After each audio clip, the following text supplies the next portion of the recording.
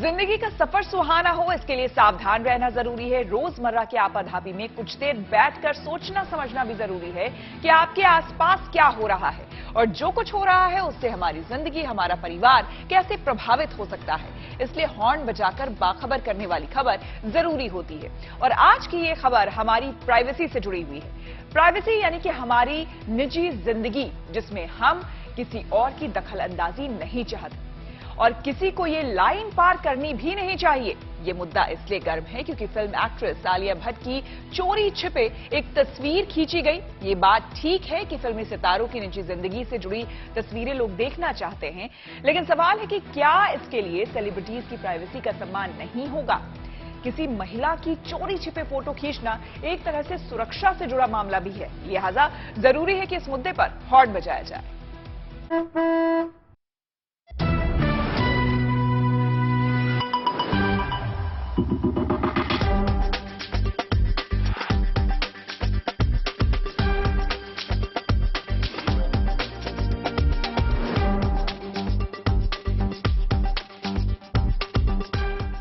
जो पर्दे पर दिखते हैं वो असल में कैसे हैं? यही ललक है जो भुला देती है कि मशहूर लोगों की भी अपनी निजी जिंदगी होती है। हम आप सब जानना चाहते हैं कि अमिताभ बच्चन घर में कैसे रहते होंगे, शाहरुख खान बच्चों के साथ कैसे खेलते होंगे, क्या आमिर और सलमान भी घर में हमारी ही तरह टी शर्ट और शॉर्ट्स में नजर आते होंगे? क्या आलिया, दीपिका, करीना, कटरीना ये सब घर में इतनी ही सजी धजी रहती हैं? क्या वैसे ही कपड़े पहनती हैं जैसे बाहर पहने नजर आती हैं? आम फैंस के मन का यही कौतूहल जन्म देता है पेपराजी को, जो हमारी आपकी ख्वाहिशों में फिट होने के लिए मशहूर लोगों के जीवन की प्राइवेट जिंदगी के दायरे में घुसते चले जाते हैं। इनके काम को एक्टर या एक्ट्रेस सम्मान भी देते हैं। कई बार परेशान होने के बावजूद वो कोऑपरेट करते हैं।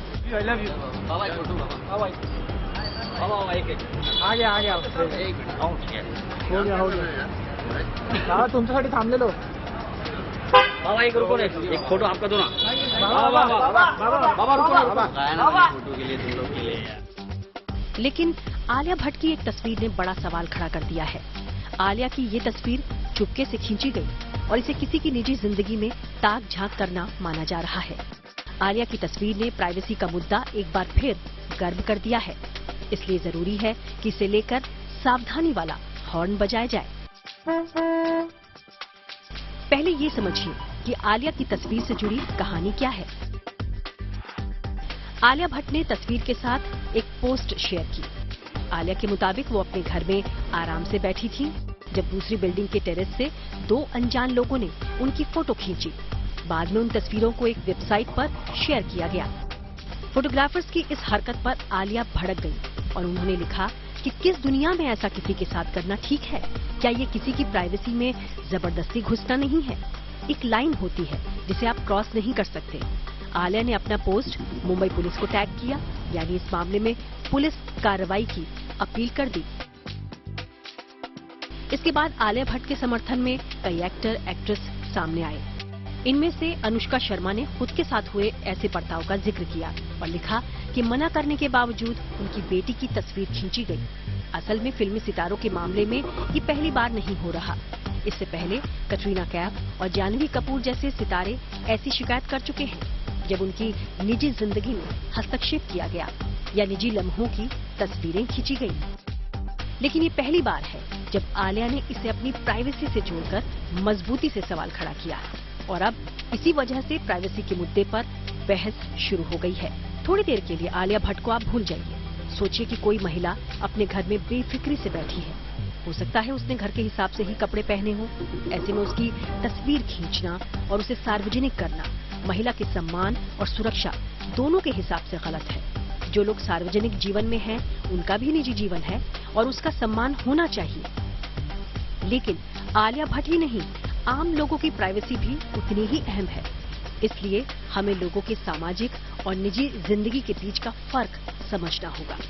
जरूरी है कि प्राइवेसी को सोशल वैल्यू के तौर पर हम सीखें, जीवन में इसे अपनाएं और इसे लेकर हॉर्न बजाएं। Bureau report, good news today. Alia Bhatt के मामले में आगे क्या कार्रवाई होती है ये देखना होगा, लेकिन आम आदमी के लिहाज से ये समझना जरूरी है कि बगैर इजाजत किसी के घर में तांगछाक करना या बिना इजाजत किसी की फोटो खींचना कानूनी अपराध है।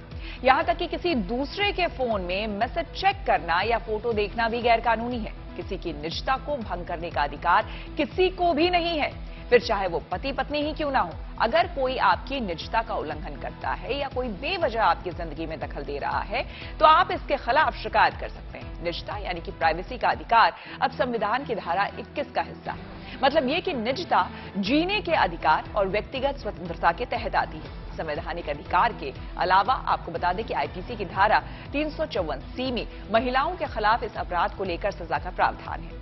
इसमें कहा गया है कि अगर कोई महिला कोई ऐसा काम कर रही है जो निजी हो, उसी समय उसको देखना या उसकी फोटो खींचना और फोटो दूसरों को दिखाना अपराध की श्रेणी में आता है।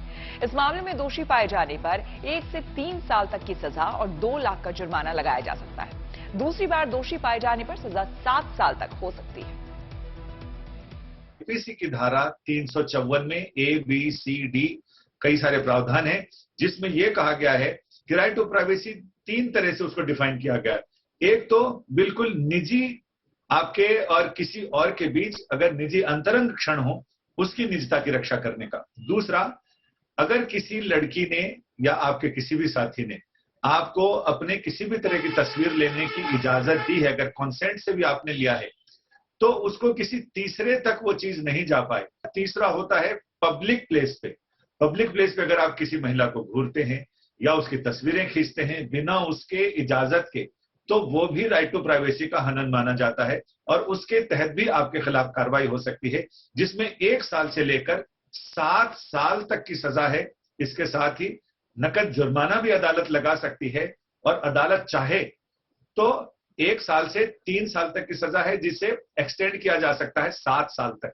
यानी अदालत आपको मैक्सिमम 7 साल तक की सजा दे सकती है।